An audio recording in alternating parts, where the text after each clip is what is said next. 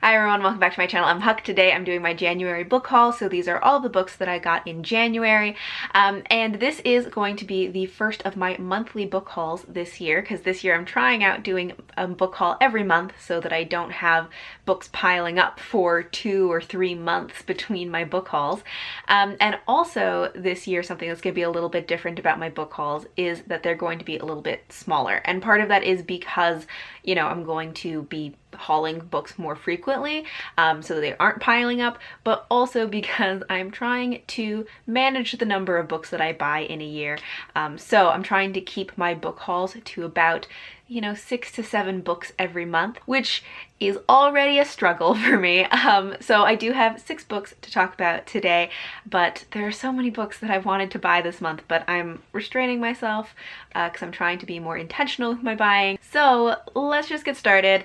I have 3 books that are new releases from January that I want to talk about first. The first one I did not even know to be excited about it because I didn't know it was coming out until I saw it in a bookstore and got really excited, which is Penrick's Progress by Lois McMaster-Bujold. So this is a bind-up of the first 3 novellas in the Penrick and Desdemona series, which is a adult high fantasy series of novellas that is a companion series to her Realm of the Five Gods trilogy. So this also takes place in the world that is the Realm of the Five Gods, and it's following Penrick, who is just this kind of unassuming guy going about his life when he accidentally gets possessed by a chaos demon who gives him like incredible powers and means that he now is part of the Order of the Bastard, which is one of their gods, and so now he is part of that order because he is a sorcerer. And this demon that is now like a part of him and part of his mind has previously always possessed women before and has kind of carried pieces of their personalities with it as it moves on to a new host. And so he now has this demon and like these 4 like women living in his head who like talk to him and try to give him advice, and like it's just a very funny dynamic. And this demon is incredibly powerful, so it gives Penrick all of these powers, but he is still just like a very unassuming, like low-key kind of person, and so the combination of this like incredibly powerful chaos demon and then Penrick's personality is just very funny. I've been really enjoying this series as a whole, and I've been listening to it all as audiobooks because before now it had primarily been released as either audiobooks or ebooks, and then there were like a couple of limited edition hardcovers of the novellas, but because they're limited edition, they're extremely expensive. So I hadn't been able to get a physical copy, but now they're releasing these bind-ups, and I'm so excited to have these. So this is the first 3 novellas in the trilogy, which actually, let me tell you what the names of those are. So it's Penrick's Demon, Penrick and the Shaman, and Penrick's Fox are the ones that are a part of this. And then I know that there is another bind-up of the next 3 coming out, I think in May. So I'm really happy to be able to finally get a physical copy of these books because I've really been enjoying this series. Next I have Come Tumbling Down by Seanan McGuire. This is the 5th book in the Wayward Children series, which is actually another series of novellas. So this is a series that I know is very well loved on BookTube. So this is following these children who have gone to portal worlds through special doors, kind of like an Alice in Wonderland or Narnia situation, but then they have come back to our world, and there is this school for wayward children which kind of helps them reacclimate or cope with coming back to a non-magical world, or just is a place for them to live while they are waiting for their door to reopen, because many of them are hoping to go back to their magical worlds. And this series kind of goes, every other book is in one like current timeline, and then every other book kind of goes back in time and gives us the backstory of one of these characters and tells us more about their individual world. And so this one is coming back to the current timeline and the School for Wayward Children, but we do get to travel to the Moors, which is a world that we have gone to before with Jack and Jill, which is one of the darker worlds with vampires and mad scientists. And I've already read this one, and it's going to be in my January wrap-up. Then another one of my most anticipated releases of the year that I'm super excited about is Lady Hotspur by Tessa Gratton. This is another standalone adult high fantasy that takes place in the same world as The Queens of Innis Lear. And The Queens of Innis Lear was one of my favorite books of last year. And so I'm really excited to get another book by this author in this world.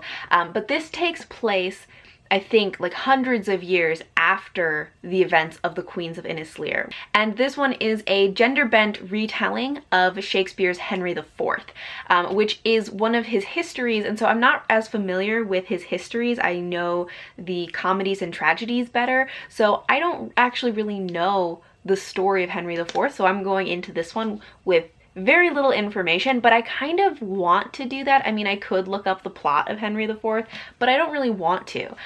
When I was reading The Queens of Innis Lear, I actually kind of wished that I didn't know the story of King Lear before reading it. So this one I'm gonna go into not knowing, but I'm so excited about this. This is quite a chunky book. It is, I think, almost 600 pages, but I'm really looking forward to it. So those are all of the new releases that I got this month, and then I have a few backlist books that I got as well. The first one is Trick by Natalia Jaster. This is the first book in the Foolish Kingdoms series, and I actually heard about this book from Kara from Wild Book Garden, which is where I get a lot of my book recommendations. And this is, I actually am not sure if it is YA or new adult, but I think it is a romance.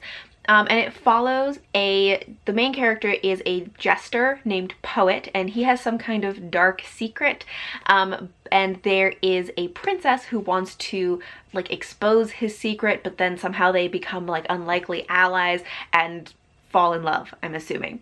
And I really wanted to get this one because the main character is a jester, and I love characters that are jesters or fools. I feel like there are not enough of them, and especially not enough that are like main characters. In Heartless by Marissa Meyer, one of the main characters, or the main love interest, was a jester, and I loved him.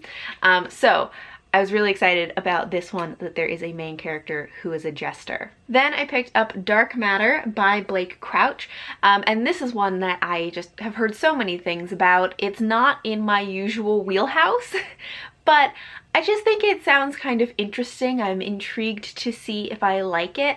It is one that kind of plays with the concept of memory, which is something I've been wanting to read more books that use memory as a theme, although I don't know that much about it. I think it starts out with there's this man who is a professor and he is married and has a child, and then one day he is like knocked unconscious and kidnapped, and when he wakes up and is able to just like go back to his life, his whole life has changed. He isn't married to his wife, his child doesn't exist, he has a different job, like everything has changed. And so then it's a question of like memory, is it memories being altered, or there alternate timelines? Like I'm not really sure, but I mean, I hear amazing things about this. It's a little outside my comfort zone, but I really want to give it a try because I think that it sounds interesting. And the last book that I have to talk about is Arcadia by Ian Pierce.